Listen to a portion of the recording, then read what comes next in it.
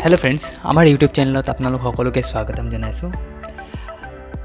आमार आज भिडिओটো होइसे जे आमी श्रीराम इन्स्टिट्यूटर सकलो छात्र छात्री एक लग হৈ পিনি টেষ্টবোৰৰ বাবে जितु যাত্ৰা आरम्भ কৰিছিলোঁ আৰু সেই যাত্ৰাত কেনেকুৱা আনন্দ আৰু ফূৰ্তি আমি উপভোগ কৰিছিলোঁ আৰু তাত কি কি শিকিবৰ কাৰণে দেখা পালোঁ সেই সকলোখিনি এই ভিডিঅ'টোত আপোনালোকক বহুত ভালকৈ দেখুওৱা হ'ব আৰু ইয়াত আপোনালোক বহুতখিনি কথাই নতুন নতুন কথা শিকিব পাৰিব।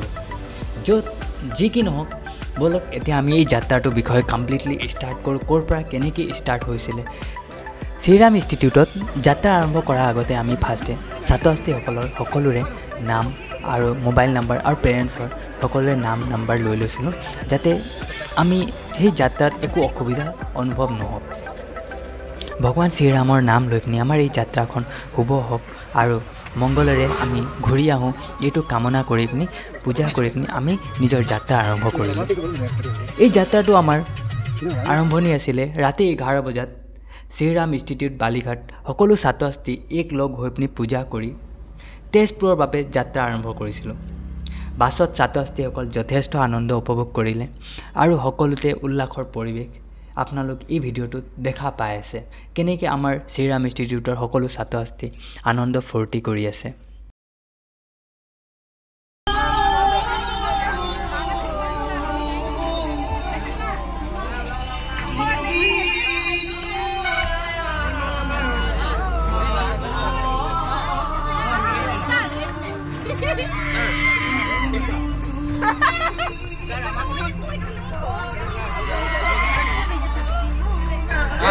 姐弟，别干啥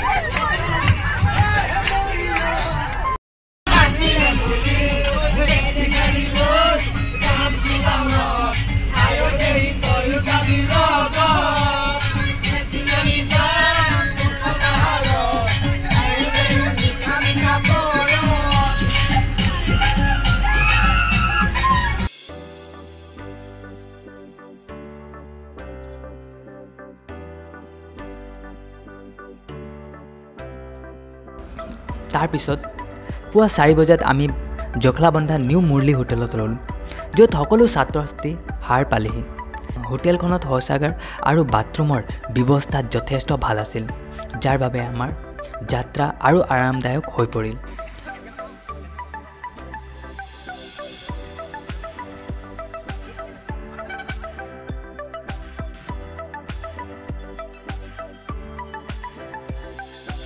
তাৰ পিছত আমি পুনৰ যাত্ৰা আৰম্ভ কৰিলোঁ মহাভৈৰৱ মন্দিৰত।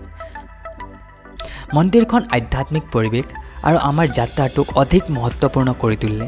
এই যাত্ৰাটো এতিয়ালৈকে অত্যন্ত স্মৰণীয় হৈ আছে।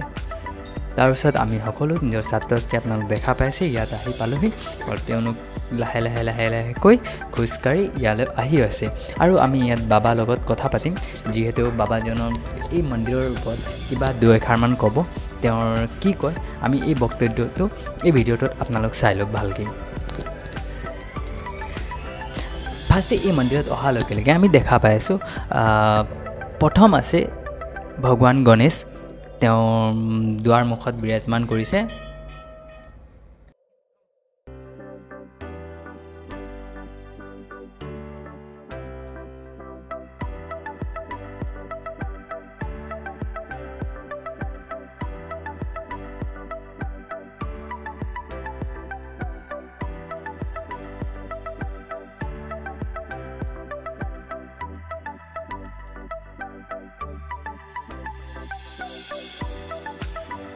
মহাভৈৰৱ উষাৰ হাউলি আছিল। এই মন্দিৰত শিৱলিংগ এছিয়াৰ ভিতৰত সৰ্বোচ্চ আৰু সৰ্ববৃহৎ বুলি জনা যায়। ইয়াৰ আকৃতি উচ্চতা 3.3 মিটাৰ আৰু ব্যাস 2.3 মিটাৰ। পীঠ ঘূৰণী আকৃতিৰ আছে। শৌলগৃহৰ আকৃতি বৰ্গাকাৰ 25 বৰ্গ মিটাৰ আৰু শিৱৰাত্ৰিত এই মন্দিৰ মহাশিৱৰাত্ৰিৰ 3 দিনীয়া মেলা।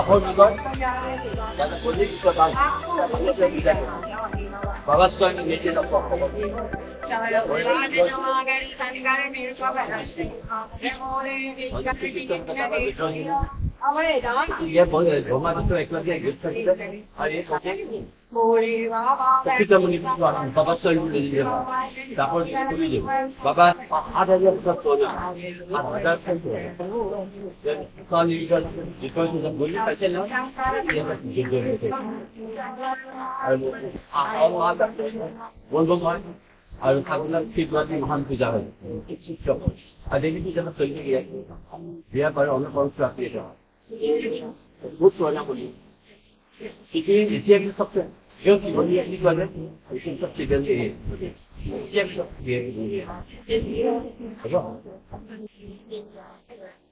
बेटा गंगा पर बेटा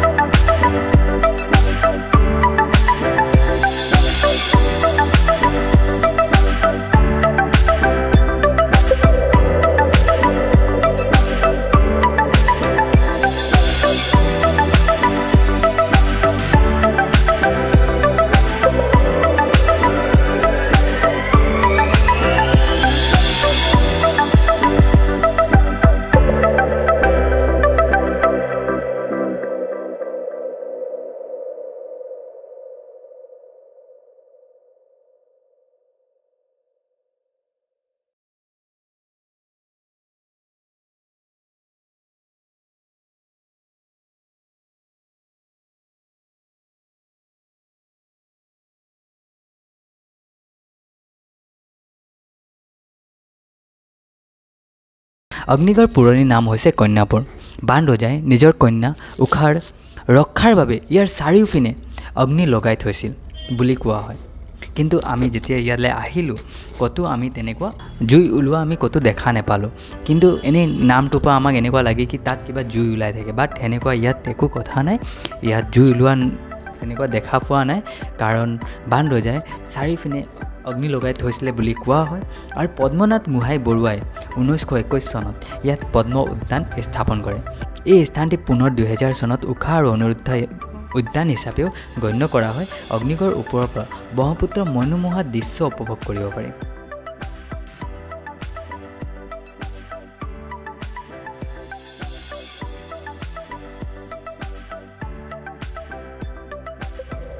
গণেশ মন্দিৰ তেজপুৰৰ এক আধ্যাত্মিক স্থান। ব্ৰহ্মপুত্ৰৰ পাৰত গণেশ ঘাটত অৱস্থিত এই মন্দিৰ প্ৰতিদিনেই বহুত ভক্ত পূজা অৰ্চনা কৰিবলৈ আহে। গণেশ চতুৰ্থীৰ দিনত মন্দিৰৰ বিশেষ মাহাত্ম্য থাকে। গণেশ মন্দিৰটোত একচুৱেলি ময়ো গৈছিলোঁ তাত পূজা কৰিবৰ কাৰণে, বাট মই ছাডেনলি সেইটো টাইমত এটাও ফটো বা ভিডিঅ'জ কৰিব নোৱাৰিলোঁ, সেইবাবে আপোনালোকৰ লগত শ্বেয়াৰ কৰিব নোৱাৰিছোঁ। তথাপিও আমি তাত গৈছিলোঁ। তাত দুই এটামান ফটো আছে, সেই ফটোখিনি আপোনালোকৰ লগত শ্বেয়াৰ কৰিছোঁ। ইয়াৰ পিছত নেক্সট আমি চিত্ৰলেখা উদ্যানত গ'লোঁ। তেজপুৰ চিত্ৰলেখা উদ্যানৰ নামত বাণৰজাৰ কন্যা উষাৰ বান্ধৱী চিত্ৰলেখাৰ নামত ৰখা হৈছে। চিত্ৰলেখাই উষাৰ সপোনত পথ আঁকিছিল আৰু সেই সপোন কোঁৱৰ অনিৰুদ্ধৰ ছবি আঁকিছিল বুলি জনশ্ৰুতি আছে। উদ্যানখনৰ ভিতৰত পৰ্যটকৰ বাবে মনোমোহা দৃশ্য, শৃংখলাবদ্ধ উদ্যান আৰু প্ৰাকৃতিক সৌন্দৰ্য উপভোগ কৰিব পৰা যায়। কিমান ধুনীয়া আছে, ফটো মাৰি আছোঁ। মই বেছি ভিডিঅ' কৰিব পৰা নাই, কিন্তু মই দেখাম আৰু ফটোবোৰ দেখাম কেনেকুৱা ধুনীয়া এইফালে চাওক। ইমান ধুনীয়া, বহুত ধুনীয়া। ভিডিঅ'ত ইমান ধুনীয়া অহা নাই, কিন্তু ৰিয়েলত বহুত ধুনীয়া।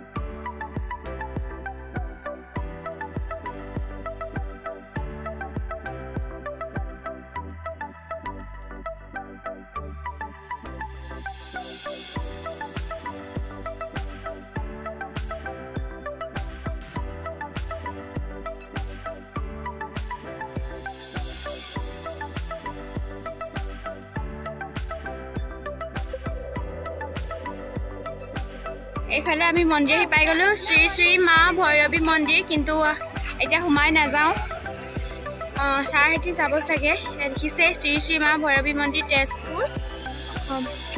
আমি নাযাওঁ। তোমালোকে কোন কোন যাবা? তো যাব পাৰে, যোৱা। বাবাই এই মন্দিৰৰ বিষয়ে অলপ কিবা কৈ দিব নেকি?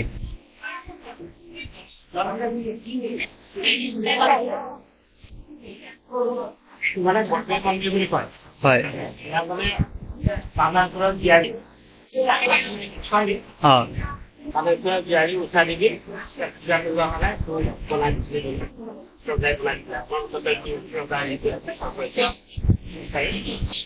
ইয়াত উঠাই দিয়া কৰিছে, যিমান কথা পূজা কৰিছে, কিন্তু তাই বিয়া নোহোৱাৰ আগতেই তাৰমানে ছোৱালী খেলৰ পৰাই হৰিদিমা কাইলৈটো অলপ লগত দুৰ্গা আছে, দুৰ্গাৰ লগত পৰিবি আছে, গোসাঁনী আছে, সেইকাৰণে মাছ থাকে। আচ্ছা, গাঁৱৰ মানুহে কৰে পাই কিবা এইবিলাক পূজা হয়, সেইবিলাক গোসাঁই যেতিয়া পূজা কৰিছিলে, গোসাঁই পূজা সন্তুষ্ট হৈ দেখুৱাইছিলে ৰাজকুমাৰ। আচ্ছা, ৰাজকুমাৰ তোমাৰ বিয়া হয়। উষাৰ আকৌ বাপে আছিলে নাম চিত্ৰলেখা। তাই আকৌ সাংঘাতিক ধৰণৰ সাধনা আছিলে। তাই জাতিমত আনিছিলে, সাধনা কৰিছিলে, হাত কাঢ়িছিলে।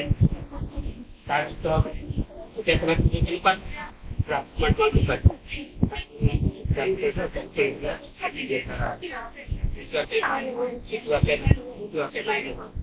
লাষ্টত ভালকে ধ্যান দিয়ে কৃষ্ণৰ নাটে অনিৰুদ্ধ যে অনিৰুদ্ধ ভক্ত আছিল যে এতিয়া মানে ক'লা আৰু ইয়াৰ লগতে এইটো লগতে বিয়া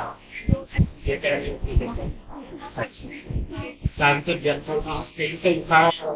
যিটো কাৰোবাত আছে আৰু এইটো ইয়াত আছে এইটো কেনেকে হ'ব ইমান তেতিয়া ভাই মানে মানে লেখা ভাবি আছোতো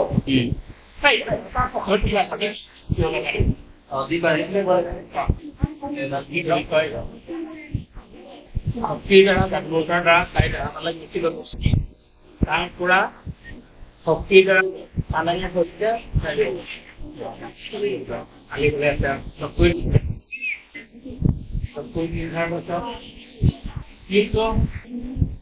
ভাগ্য বজাত কেনেকুৱা যোগাযোগ তাক যোগাযোগ সমাজৰ কৃষ্ণৰ লগত প্ৰতিকাৰ কৃষ্ণ নামানে শিৱক মানে কি গতিকে এখন মা সীতাৰ লগত যে আগতে কৰি ৰাখিছিলে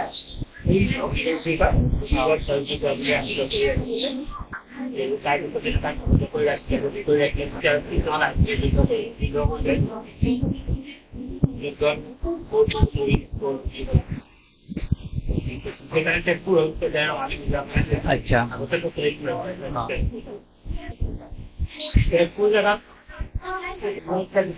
বৰ্মা এই কথাকে ৰাখি দিলে ভগৱানে পায় দেৱশক্তি হয় ইজনক সিজনক পাৰিব নোৱাৰে শিৱক অৰ্থাৎ যেতিয়া কৃষ্ণ আহিলে তেতিয়া কি কয় বালাসুৰে শিৱক আৰাধনা কৰিলে শিৱক পকত ধৰি শিৱ আৰু কৃষ্ণৰ কৃষ্ণৰ মাজত যুদ্ধ হৈ আছিলে এতিয়া বৰ্মা মূৰ্তিকে বনোৱা আছে সেইখিনি পাইছো গতিকে সেই ভাগৰ পৰা এই স্থানবোৰ আহোমৰ দিনত আহোমসকলটো চব ওলাইছিলে ন মানে আহোমসকল একেবাৰে ৰজাবিলাকে ইমান মন্দিৰ আছিলে এতিয়া হেমন্ত বিশ্ব শৰ্মাই কৈছে কাম দিয়া নাই জানো তেনেকে আহোমসকলে পাতি জানো আমাৰ মন্দিৰ 900 বিঘা মাটি আছে 900 বিঘা মাটি কিমান একদম গাঁৱৰ কাৰণে মিলে ন শিষ্যভোগান দান দি পেলাই অনুষ্ঠান চলোৱাৰ কাৰণে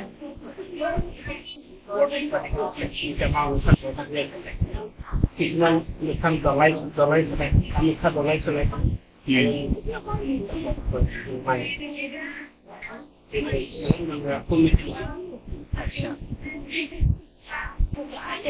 হিচাপত আপোনাৰ লাহে লাহে জাগিত হয় এতিয়া এই অৱস্থা গৰাকী কিবা আছিলে ৰজাই কিন্তু খেল শিকাৰে মাৰিছিলে সৰু আছিলে কিবা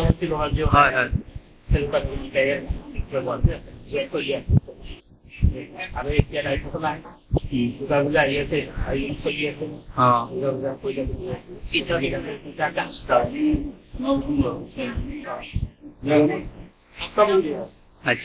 বলি বিজানি অসমত আমি যোৱা হ'ল ছাত্ৰ পৰীক্ষা আমাৰ হিন্দুসকল কেইটা সঁচাকৈ জানানে 4টা গণপূজা হৈ গ'ল মানুহবিলাকে গোটেই গণপতি সৈন্য বুলি কয় যিসকলে শিৱক আৰাধনা কৰে লগতে বিভিন্ন লগতো সিহঁতক বৈষ্ণৱসকল যিবিলাক শংকৰীকা যি অসম ভাগৱতী আছে সেইবিলাক বৈষ্ণৱ হয় আৰু শাক্ত হয় যিসকলে বলি বিধান সৰুকে বুলি পূজা কৰে আৰু এইবোৰ শাক্ত